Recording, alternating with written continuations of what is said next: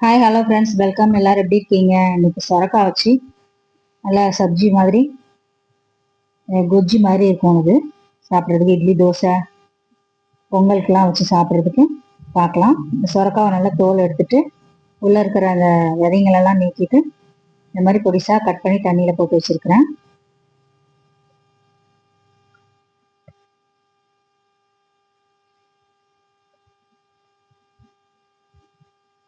இதை அப்படியே குக்கரில் சேர்த்துடலாம்.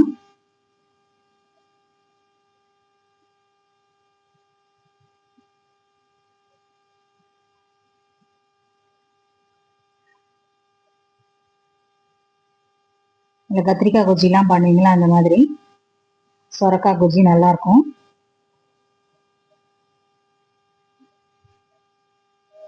இந்த வெயிட் லாஸ் பண்ணணும் அப்படின்னு நினைக்கிறாங்களா, இந்த மாதிரி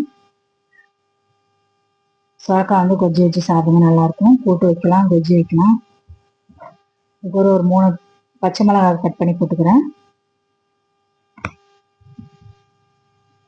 ஒரு ஆனியன் வந்து தோல் எடுத்துட்டு கழுவிட்டு அப்புறம் கட் பண்ணி போட்டுக்கோங்க.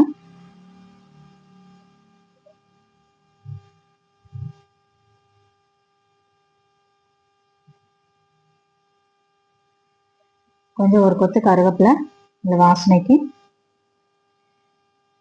அதோட ஒரு 7-8 பல் பூண்டு போட்டுக்கோங்க. 2 தக்காளி எடுத்துருக்கிறேன், நல்ல பழுத்த தக்காளியா கட் பண்ணி போட்டுக்கலாம்.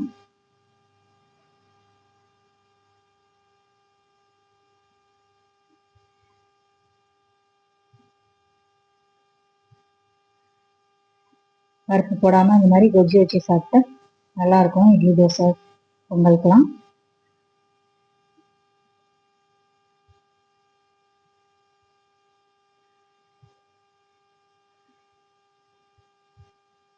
இது கூட கொஞ்சம் கொத்தமல்லி கழுவி அதோட சேர்த்துக்கலாம்.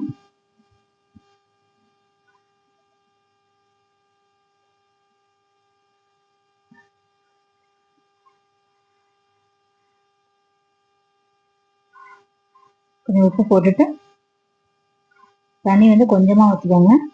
தண்ணியே ஊற்ற வேண்டாம், ஆனால் லைட்டாக ஊற்றிக்கோங்க போதும்.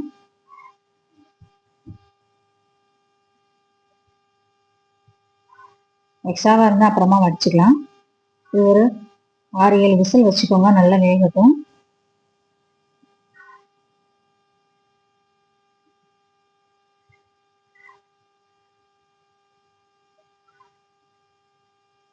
நல்லா வெந்துச்சு, எடுத்து கடைஞ்சிக்கலாம்.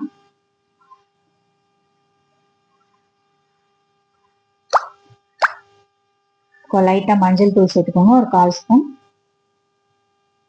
தண்ணி எக்ஸ்ட்ராவாக இருந்துச்சுன்னா கொஞ்சம் ஃபில்டர் பண்ணிவிட்டு அப்புறமா கடைங்க.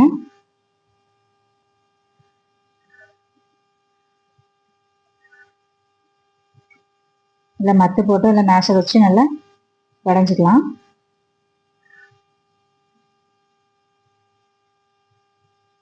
கொஞ்சம் தண்ணி எக்ஸ்ட்ராவாக தான் இருக்குது, கம்மியாக தண்ணி ஊற்றி வேக வைங்க. கொஞ்சம் எக்ஸ்ட்ராவாக தான் ஊற்றி இருக்கிற அளவுக்கு கொஞ்சம் வடிச்சிக்கலாம். வடிச்சிட்டு இது நல்லா கடைஞ்சி எடுத்துக்கலாம், அப்போ தான் நல்லாயிருக்கும்.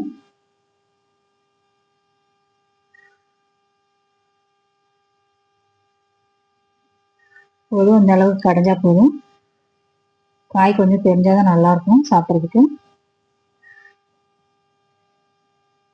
ரொம்ப கடையணும் அப்படின்னா மிக்சியில் கொஞ்சம் லைட்டாக போட்டு ஒரு ஓட்டு ஓட்டி எடுத்துடலாம். தாளிச்சு ஊற்றிக்கலாம். ஆனியன்லாம் போடலை, கடுகு கருவேப்பிலை காஞ்ச மிளகாய் போட்டு கொஞ்சம் பெருங்காயம் போட்டு தாளித்து அதில் கொட்டிடுங்க.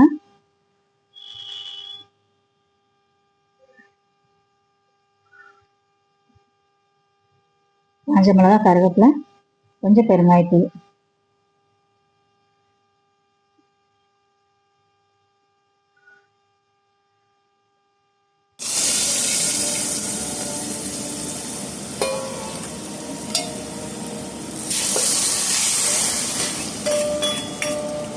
அவ்வளோதான், ரெடி ஆயிடுச்சு. நல்லா மிக்ஸ் பண்ணிக்கோங்க, நல்லா வாசனையாக இருக்கும்.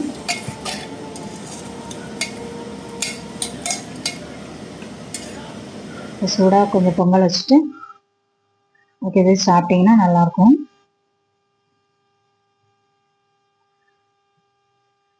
ஒரு சாம்பார் சட்னி வச்சு சாப்பிட்றதுக்கு இந்த மாதிரி கொஜ்ஜி வச்சு சாப்பிட்டீங்கன்னா நல்லா டேஸ்ட்டாக இருக்கும்.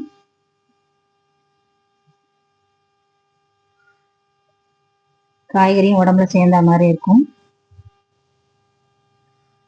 ஓகே ஃப்ரெண்ட்ஸ், நீங்களும் இந்த மாதிரி வீட்டில் செஞ்சு பார்த்துட்டு எப்படி இருக்குன்னு சொல்லுங்கள். ஓகே ஃப்ரெண்ட்ஸ், பாய்.